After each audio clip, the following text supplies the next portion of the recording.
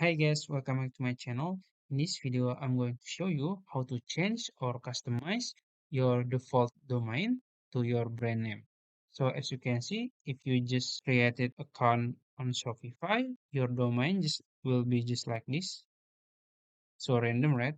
So we have to change it to your brand name. You can just click customize here. And then this is the option to buy a domain like .com, .net or .store. But for now, we can just change the random name here to your brand name. So you can just click this one, change to a new myshopify.com domain, and then you can choose your brand name. And this is only once, so you have to be careful. Okay, so it's available. I will just click add domain here,